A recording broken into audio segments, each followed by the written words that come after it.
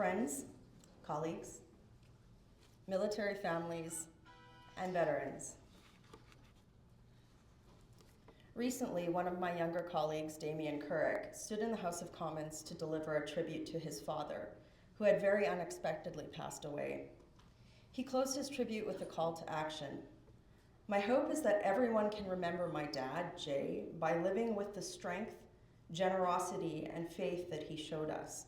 And in response, and in a very rare show of unity, all members of the House of Commons gave him a standing ovation. Damien's hope and the reaction it evoked among divided people exemplify a phenomenon I have often seen in moments of grief. Eulogies of remarkable people are never mere lists of accomplishments. Instead, they challenge us to ensure that their work to improve the human condition endures beyond their lives, uniting us to carry their mission forward. More than a century ago, Canadian physician Lieutenant Colonel John McCrae wrote one of the bluntest and most enduring calls to action ever contained in a remembrance.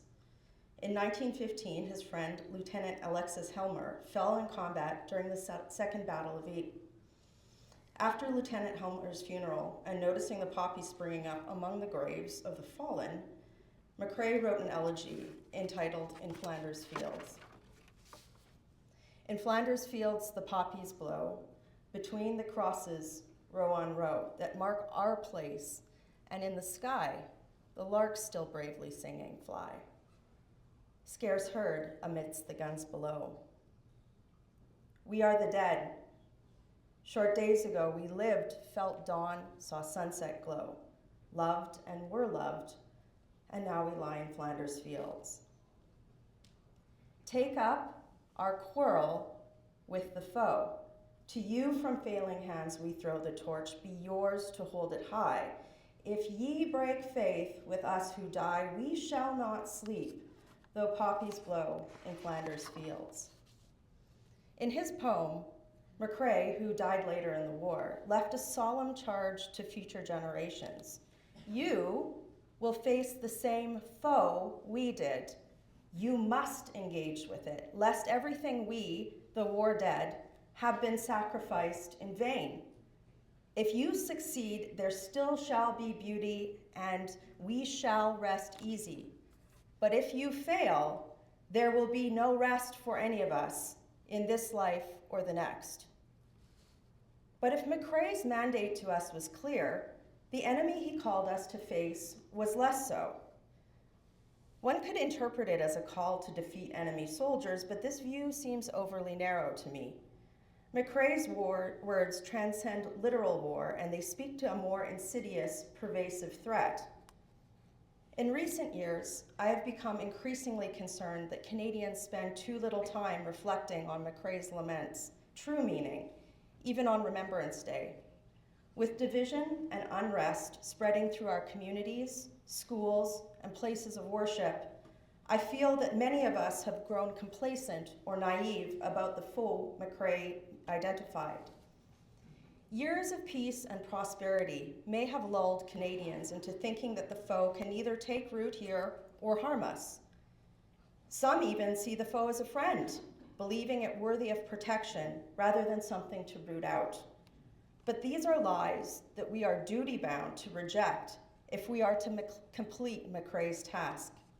However, what exactly is the enemy McCrae asked us to confront? Through my time in public service, I have seen firsthand the worst that humanity can inflict upon itself. I've walked through homes reduced to blackened rubble, where the fresh stench of blood and death was all that was left of the families that once inhabited them. I've witnessed mothers whose starving children limply clung to them in refugee camps, displaced by disease and warfare. But I know that those who serve in our military have seen far worse than I. I know that the foe is real and it's pervasive, and that it is intent on our destruction. But I also know that the horrors of war, though perhaps its most visible manifestation, does not constitute the foe itself. But if it's not war, then what is it? I believe the foe germinates in the complacency and in the false belief that Canada is immune to external threats. It spreads by erasing the hard-earned lessons of past conflicts and convincing us that others will defend our freedom, rendering us unprepared and unwilling to defend it ourselves. It fosters divisiveness and denies the existence of a Canadian identity. But this assumption that the foe can be ignored or that Canada lacks something worth defending is fatally flawed. In that place of folly, of ingratitude, decadence, arrogance, and naivety, we meet McCrae's foe, the desire to subjugate others and strip away their freedoms. It terrifies me that the foe so obviously lives on in Canada, despite McCrae's cautionary words, and the sacrifices made by so many who have fought to defend our nation in armed combat. And that's because the foe, left unchecked, inevitably leads to the downfall of a free people. If we are truly to honor those who have fallen in defense of our nation and who serve it now, we must accept that opposing the foe is a battle that each of us in this room today, every person in Canada, is currently engaged in. We must view remembrance as a lifelong charge, a sacred duty to prevent the foe from eroding Canadian freedoms, democratic institution, and our national unity. Like mold spores, the foe lives on every surface of human nature, constantly probing for new hosts to infect. It seeks to divide us and strip us of our birthrights, freedom of speech, the choice of our own path, the right to worship without persecution, and the ability to love without consequence.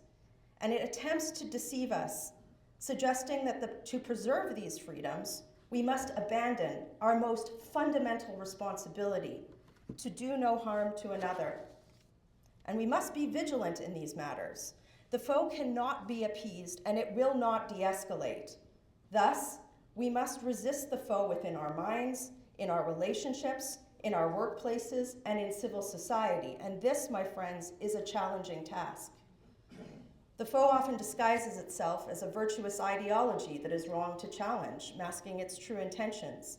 It often attempts to convince us that the only way to protect our freedom is to take away or limit it in others. Yet hope lies in Canadian history. When McCrae penned in Flanders Fields, Canadian soldiers were fighting for one of the first times as a unified force. During the First Great War, soldiers of diverse backgrounds, including over 4,000 Indigenous people, fought side by side under the Canadian banner for the goodness our nation represents.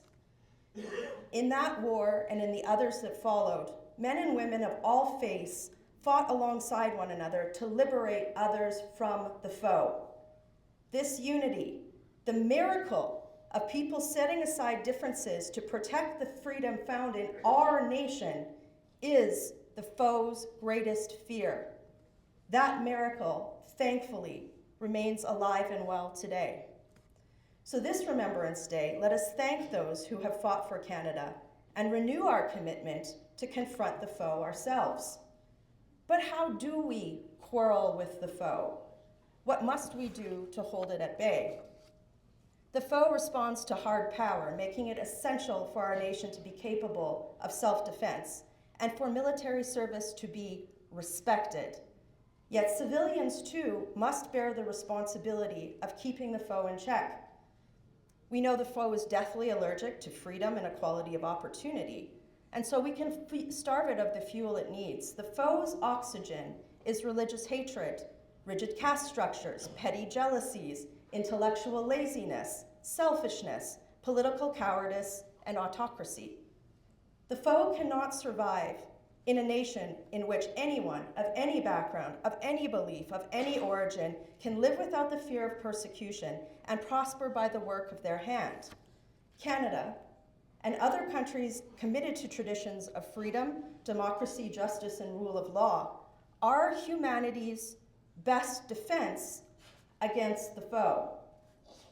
It is only within nations where institutions exist that allow us to solve society-scale grievances through words and democratic action instead of with violence, that humanity has been able to hold the foe at bay for any length of time.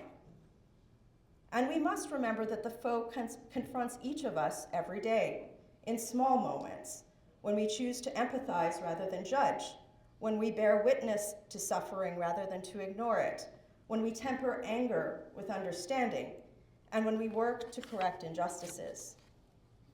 Fighting the foe means shedding ideologies that undermine our freedoms. It means thinking critically, challenging the status quo, and forgiving when we can. A shared commitment to freedom and decency can transcend many divides, a reminder that the foe seeks to silence us, but that we must protect open dialogue as the safeguard of our democracy. But perhaps the most potent weapon against the foe is our pride in Canada. Canada is the embodiment of freedom from the foe, a shining example of peaceful democratic pluralism. We weaken the foe each time we feel pride for our country singing in our blood. Every time we sing the national anthem, wave our flag, wear the poppy, thank a veteran, we also strike a blow against it. And proud of our nation we should be. Canada offers a promise of freedom and prosperity that tens of millions of people from around the world have migrated to experience. It is the promise Lieutenant Colonel McCrae fought and died for, the promise he threw the torch to us to protect. Today, the foe still seeks to extinguish this pride. It seeks to make us feel ashamed of the goodness that can be found in our shared Canadian traditions. The foe understands that we won't fight to protect something that we don't value. And that's why it tempts us to cancel Canada Day celebrations and seeks to normalize shouts of death to Canada and burning Canadian flags in our streets. It's why it wants us to view the Canadian military uniform as a symbol of oppression instead of the proud armor of liberators that it has always been. That's why it seeks to have us erase our nation's history instead of celebrating the good while fixing the bad. Hear, hear. It gives me hope that many Canadians of different political viewpoints, religions, and ethnic backgrounds are coming together to reject these lies and defend the institutions that protect our national identity of freedom. And a people united in freedom, as we can be here in this country, is the foe's undoing. When we stand together as Canadians with love for our nation, our freedoms, and for one another, we, the true North, strong and free, truly honor those who have fought and died to protect Canada's promise. And when we do this, we defeat the foe. And so to Lieutenant Colonel McCrae and to all who have served our nation across time, we thank you for all that you have done. And hear our promise today. We remember, we will take up the quarrel with the foe, and we will prevail. God keep our land glorious and free. O Canada, now and always, we stand together, proudly on guard for thee, lest we forget.